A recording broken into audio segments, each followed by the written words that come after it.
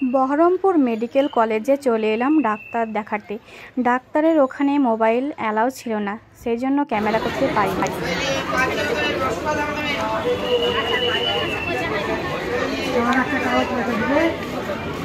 Doctor দেখিয়ে চলে এলাম ওষুধ নিতে। ওষুধের জায়গায় এসে দেখি প্রচুর বড় লাইন। তো সেই লাইনে দাঁড়িয়েছিলাম আমি। আমার কষ্ট দেখে মিমির পাপা বলল, তুমি বাইরে এসো, বাইরে এসে দাঁড়াও, আমি লাইনের ভেতরে দাঁড়াচ্ছি। প্রচণ্ড রোদ, গরম, আর রোজা আছি। রোজা থেকে কি ভালো লাগে বাইরে আসতে, তাও আসতে হচ্ছে শরীরের জন্য। মিমির পাপা ওই যে অনেকটাই এগিয়ে গেছে, আমি আর মিমি এখানে দাঁড়িয়ে আছি। তো মিমিকে খাবার কিনে দিলাম, মিমি খাচ্ছে, আর আমি মিমির পাপা রোজা আছি। ওষুধ নেওয়া হয়ে গেছে, আমরা একটু যাচ্ছি অন্য সাইডে। তো চলো প্রথম থেকে শেষ পর্যন্ত দেখতে থাকো। এখানে মিমিকে শসা মাখা কিনে দিলাম, তারপরে আমরা যাচ্ছি, যেটা ওষুধ কিনতে হবে সেটা আনতে যাচ্ছি। আর যেটা হসপিটাল থেকে দিয়েছিল সেটা তো লাইন দিয়ে পেয়ে গেছি। আর ওই সাইডে মিমির পাপা ওষুধটা কিনতে গেল, আমরা একটু গাছের নিচে বসে আছি। এখানে মিমিকে বলছি, মিমি তোমার দাঁতটা দেখাও, দাঁতটা উঠে গেছে, তো ফাঁকা হয়ে গেছে, কেমন লাগছে দেখতে। আর একের পর এক মিমি খেয়ে যাচ্ছে। প্রথমে পিয়ারা মাখা খেলো, তারপরে শসা মাখা খেলো, তারপরে এখানে পাঁপড় ভাজা কিনে দিয়েছি।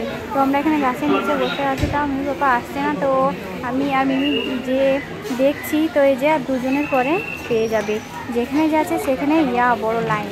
তারপরে মিমিকে বলছি ভাত খা, বিরিয়ানি খা, ও সব কিছু না খেয়ে আজে বাজে খেয়ে যাচ্ছে। তারপরে এখানে আবার বলছে আমাকে পিয়ার মাখা কিনে দাও, সেই জন্য একটা পিয়ার নিয়ে মাখা করে দিলাম। মাখা বলতে কি, একটা কেটে শুধু লবণ দিয়ে দিয়েছি, তো এখন খাচ্ছে।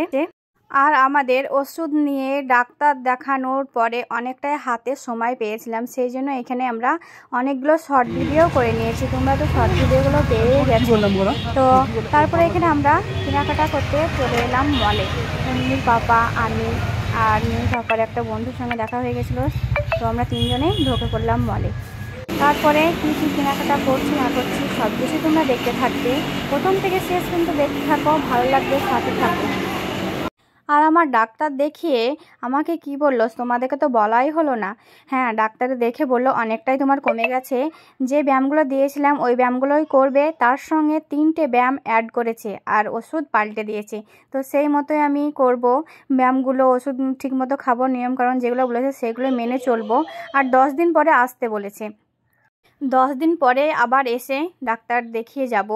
আর তোমাদের সঙ্গে একদিন আমি শেয়ার করব প্রথম থেকে শেষ পর্যন্ত আমাকে ডাক্তারে কি কি ব্যায়াম দিয়েছিল, সেই ব্যায়ামগুলো তোমাদের সঙ্গে শেয়ার করব। মলে এসে গেছি, প্রথমে এসেই ঢুকে আমরা লিফটে উঠে পড়লাম, মিমির পাপা, আমি। তারপরে এই যে এখানে মিমির পাপার হাত ধরে ধরে ঘুরে ঘুরে দেখাচ্ছে আমাকে, এই কিনে দাও, ওই কিনে দাও, এখানে চলো, সেখানে চলো। তো এখানে একটা কেকের দোকানে আমরা শর্ট ভিডিও করব, দেখেই নিয়েছো কেক খাওয়ার ভিডিও, তো ওইটা এখন শ্যুট চলছে আর কি, তো আমি একটু ব্লগে দিয়ে দিলাম। তো এখানে আমরা অনেকগুলো ভিডিও করেছি শর্ট, যে গেমের ঘরে ঢুকেছিলাম ওখানে। তো প্রথম থেকে দেখতে থাকো, ভালো লাগবে। তারপরে এখানে বসে একটু রেস্ট নিলাম, মিমিকে কেক খাওয়ালাম, তারপরে অনেকটাই একটু রেস্ট নিয়ে আবার আমরা কেনাকাটা করতে লাগলাম। আর রোজা থেকে কোথাও আমাকে যেতে ভালো লাগে না, কারণ শরীর খুব খারাপ লাগে, এনার্জি থাকে না, আর খিদে লাগলে তো খেতে পারবো না। তো বাইরে এসে যদি না খেতে পাই তো কোনো সময়ই ভালো লাগে না। তারপরে এখানে মিমির দাদিমা জিজ্ঞেস করছে ফোন করে, কি ডাক্তার দেখানো হলো না, কত দূর কী কেনাকাটা হলো, এইসব জিজ্ঞেস করছে মিমিকে। মিমি এখানে কেক খাচ্ছে আর ফোন করছে, তো এই আর কি।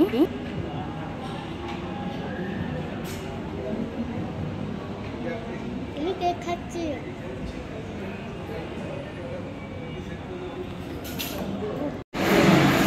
এখানে কিছুই পছন্দ সেরকম হলো না, বেরিয়ে চলে এলাম মোহনা মল থেকে।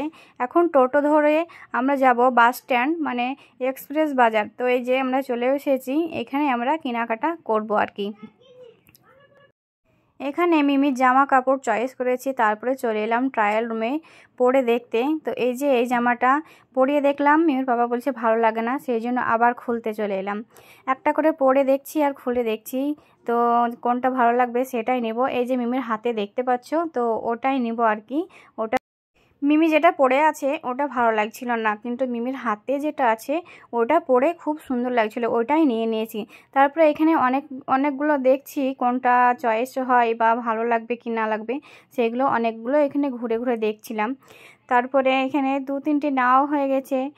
আর তাও আমার দেখছিলাম আমার কোনো কিছু এখানে চয়েস হয়নি, সেই জন্য আমি নিইনি। মিমির জন্য 3-4টে নিয়ে নেওয়া হয়েছে। এখানে মিমির জন্য জুতো দেখছিলাম, মিমির জুতো নিজেই পছন্দ করতে পারছিল না, আর আমাদের পছন্দর মিমি নিচ্ছিল না, সেই জন্য জুতো আর নিলাম না। মিমির পাপা বলছে অর্ডার করে দেবো, সেই অর্ডার করাটাই আসবে, ঈদের আগেই চলে আসবে, তখন তুমি পেয়ে যাবে। তারপরে এখানে জামাটা পরানোটা তোমাদেরকে দেখানো হয়নি, তাই আবার তোমাদেরকে দেখানোর জন্য মিমিকে আবার পরালাম। আর মিমি এখানে দেখো সারাদিন ভাত খাওয়া হয়নি, সেই জন্য মিমি একদম মুখ চোখ শুকিয়ে গেছিলো। আর এখানে বাচ্চাদের অনেক রকমের কালেকশন আছে, তোমরা দেখতেই পাচ্ছ, একদম কম দামের মধ্যে খুব সুন্দর সুন্দর জিনিস আছে এখানে। তো তারপরে আমাদের নেওয়া হয়ে গেল, এখন আমরা নিচে চলে আসছি। আর নিচে তো খেলনার জায়গায়, মানে যেখানে খেলনার রুম আছে, তো সেখানে মিমিকে আর ঢোকালামই না, কারণ খুব বায়না করবে, এটা নেবো সেটা নেবো, কথা বুঝবে না, সেই জন্য ওদিকে আর নিয়ে গেলাম না। তারপরে একদম নিচে চলে এলাম। সব নেওয়া কমপ্লিট হয়ে গেছে, আমি সাইড থেকে ক্যামেরা করছি। মিমির পাপা দাঁড়িয়ে আছে কাউন্টারে বিল পেমেন্ট করার জন্য। বিল পেমেন্ট করা হয়ে গেছে, তারপরে এই যে আসছে মিমির পাপা, আর মিমি হাত ধরে ধরে আসছে, আর আমি সামনে একটু ক্যামেরা করে নিলাম। 3-4টে বাস দিয়েছে, তাও প্রচণ্ড রোদ গরম, দেখো রোদ গরমে আর শরীর চলছে না। একদম বাস স্ট্যান্ডে এসে বাস আর কোনো দিকে না তাকিয়ে একদম বাসের টিকিট কেটে বাসের ওপর চেপে আরাম করে বসবো।